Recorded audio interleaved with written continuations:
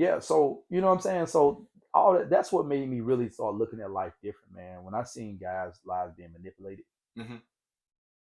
especially when I started seeing guys take advantage of some of those juveniles that came across. That's crazy. Now we had some juvenile with beat them boy bug ass, Yeah. bug wild, right? Yeah. All of my little brothers, man, I love all of them, man. And you had a few came out, man, and you know those guys would come across the yard, and them guys were taking advantage of this guy. Yeah. So Was when you there when Lil B was there? man, I don't even know if Lil B remember. I said this, but I don't even know if Lil B remember, man. When I first spoke to him, man, he had just got down. He only been out of like 3 days, Yeah. right? And Lil B was like on the medical floor, right? Okay. And I was like, man, that's a baby, man. What? Yeah. Because you know you see him on the news, Yep. Yep. and Yep. all that, and Yep. then but you know I was already working with the juveniles, then, you know what I'm saying? So they had started a mentoring program in there, and because I had already started speaking, I was already speaking to like all the colleges and high schools came in. They asked me would I be part of the You mentor really program. started doing this work while you I'm was doing the already same in work high now. school. So I was talking to beating them. Like I'm kicking it with all of them because, you know, hey, these boys look like my son, right? And I had love for those guys, man. So salute to all my young brothers, man, that came through that juvenile, man. I'm glad majority of those brothers came through with us, man, out and they're living their lives and Yeah. they're doing very well, man. Yeah. I just wanted to teach the right thing, man. You know what I'm saying? Because I know most guys coming out ain't gonna teach them the right thing. They're gonna show them the wrong path. Right. And most of those young guys, they're impressive. They're very impressionable. So they're gonna do what was going on around us. So my goal was to just to plant the positive seed and to do right seed and do it a different way. Yeah, of course I want everybody to be saved. Of course I want everybody to do it the right That's way. true. That's true. But there was never no judgmental. Right. You know what I'm saying? There was never no cast no stone. I'm just gonna try to tell you the right thing. You have to make a decision. And as a big brother, I'm disappointed when I see you do something wrong, right? And we'll Yeah. put Oh you yeah, I'm gonna pull my your car. coattail a few times. Yeah, I'm gonna pull your car. And you let me run the race one time. You go on finish. Hey man, come on over here. Let me don't finish up what you do. But listen, and listen, you know how many brothers. But it helped me though. Man, listen, it's all about us planting seeds in people's lives, right? Because this brother that planted seed in my life, Bob Crumley, John Lampley, my brother Pastel, rest in peace, man. You know, when I went up to Dome 6, no brother was planting seed. My boy Kika D, man, passed away, rest in peace, Kika D. First person said, man, hey man, pick up your dictionary and start reading. Yeah. You know what I'm saying? You know, hood dude, you know, bro, you know what I'm saying? Brothers like that, man. This brother that was pulling my coattail, man. You know what I'm saying? Like, hey, young brother, you need to move a certain way here. You know what I'm saying? You need to. My partner Dion, my partner Decatur Black. Yeah. You know, these guys pulled my coattail as soon as I got down. Like, hey man, you need to move a certain way, man. Don't, you know, and not even about what was necessarily going on in prison, because I had to learn how to maneuver through prison when I first got down there because the odds was always against you. Right. You know what I'm saying? Even though you got partners and stuff that ready to go to war, but there was always odds against you, man. You know what I'm saying? It's guys, man, that want to see you go out. There's some predators down there, but they want to see you go out bad. Yeah, they don't care nothing about, you know, but I have, you know, partners, regardless if I did not, they ready to go to war about anything. Yeah. You know what I'm saying? But, you know, so I had to pay attention to all that, man. And so that's what made me start understanding. And then I used to rob, man. So I was always watching, observing people. And I learned real quickly not to put myself in certain situations, right? Because guys be scheming. Yeah. They used to be trying to corner guys out, like get them in certain places, man. Boy, you can't beat 2, 3, 4 people, man. I'm just telling you right there. Yeah. And then you got some of the elite guys down there, you know, they bigger, you know, they got reputation, and if they catch you in the wrong shit, they gonna try to put some pressure on you. Yeah. Now I always feel like I ain't gonna be the first fight, but I am gonna fight. Yeah. I ain't gonna, you know, if you put me in, you try to push me in the corner, I'm swinging. You know what I'm saying? But I'm glad I never had to get in too many fights. You know what I'm saying? I always said sometimes maybe I should have, you know, when I first got down, maybe I should have stuck some people, bust some head. But, you know, I got to a place where I ain't worried about you screaming out no window and all that stuff like that. That didn't really bother me. Yeah. You know what I'm saying? Because that case, I'd have been fighting a lot of people. Yeah, I'd have been fighting a lot of people, man. You know what I'm saying? So God just began to move people out my way. Yeah. I tell people, you don't even understand. All those enemies and people that thought. And then once I got to a place of comfortability where you know, I'm a little bit stockier now. I'm learning the game of fighting. I'm learning my place. Then, you know, I'm okay. Then like I said, I didn't really have to do no fighting. I was okay. You know what I'm saying? I was cool with that point because what I believe, Butler, is this. The more I begin to embrace my faith, the more people start understanding where I stood at. And people start respecting that. You know what I'm saying? Because they feel like it was consistent. I got into one of my partners about that. He got mad at me and said something like, send him some cigarettes over to the hole. And I'm like, nah, I ain't sending no cigarettes to the hole, bro. I don't do that. Yeah. I don't buy cigarettes for you. It's food. I ain't sending no cigarette. Yeah. And he wrote me a letter back and was trying to chump me off. But cigarettes wasn't illegal at the time. Yes, it was. They stopped cigarettes in 95, 94, 95. Yeah. Mm-mm. Yeah.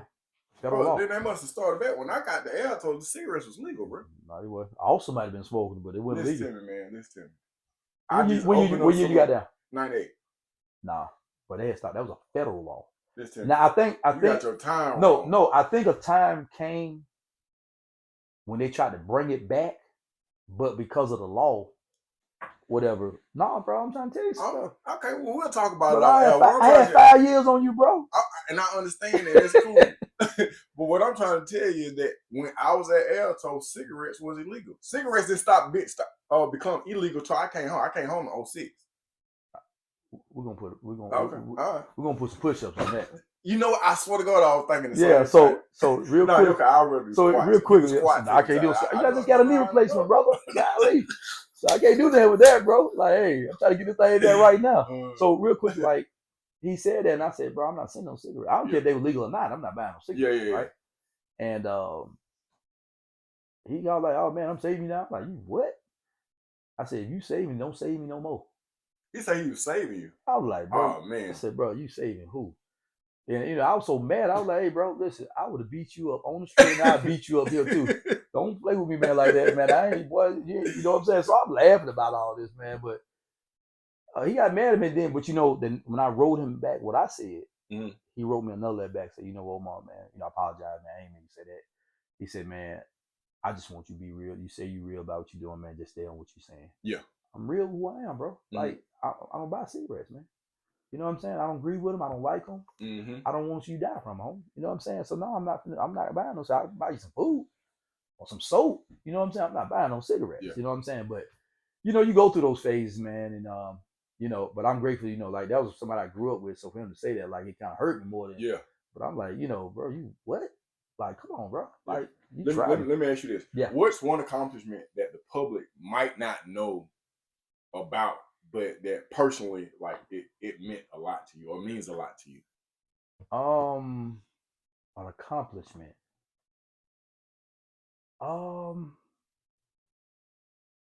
Man, I got it's one of them. I think last year, I got honored Outstanding Citizen Award from the state of Georgia. Where? From one of the state representatives. I had already got an honorary doctor in 2021. And I'm here supporting some other people. Wait, that make you Dr. Howard? Yeah, Dr. Howard. He smiled a little bit. Not inmate, doctor, right? Doctor. Honorary doctor, right? Yeah. So I got that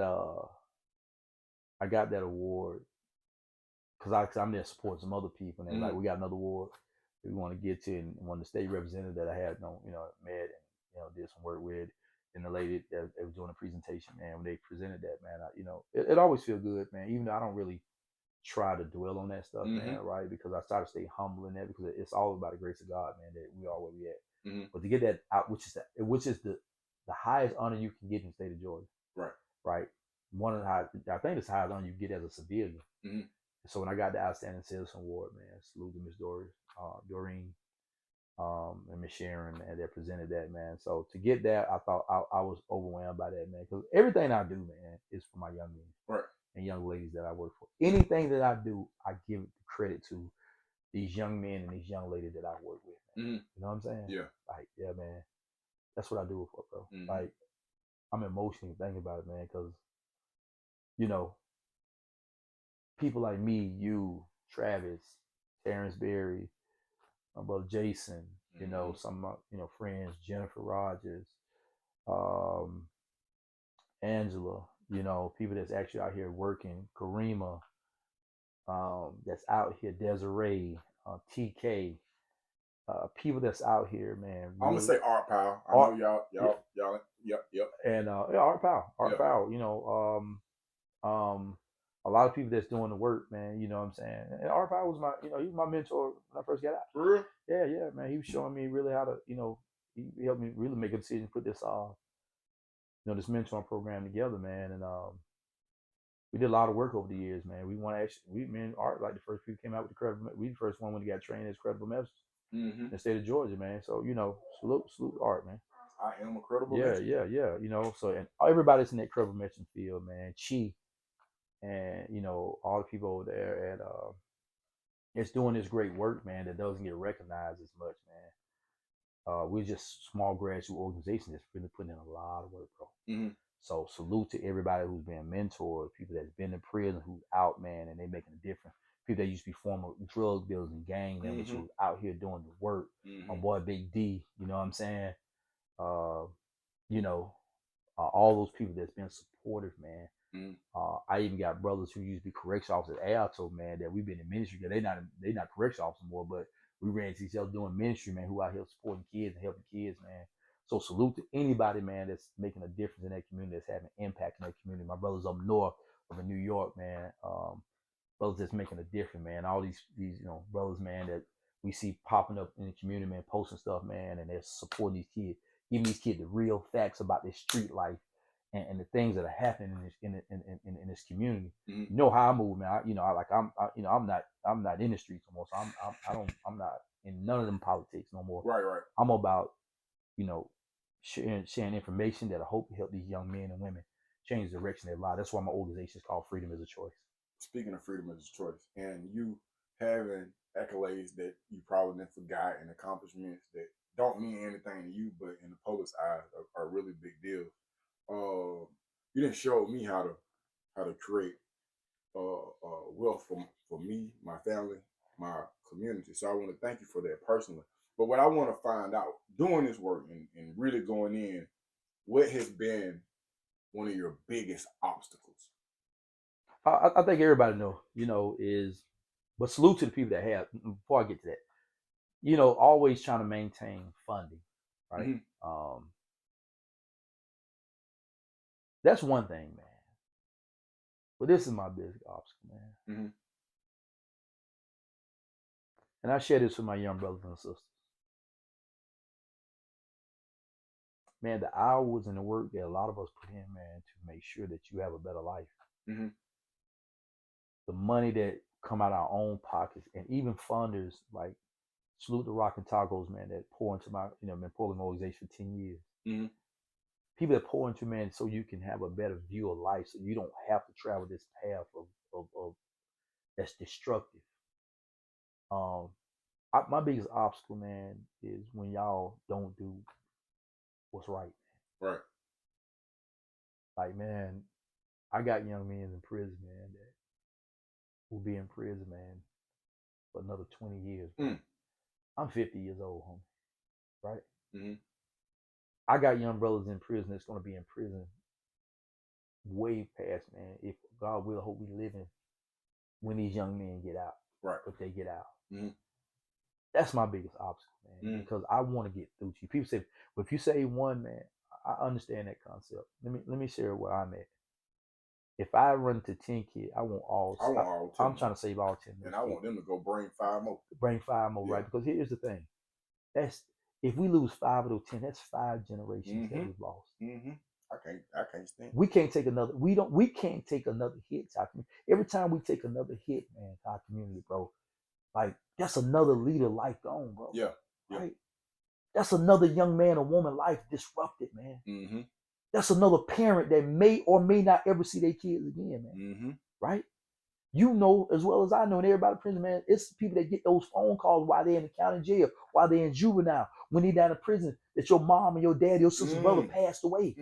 Your kids have passed away. Your grandkids have passed away. Man, that was a day I went and spoke to Al Burris one day, man. So I'm down there talking to a lifer, and they said, I want to show you something. So I'm in there talking to the guy. He said, you see that kid up there in juvenile?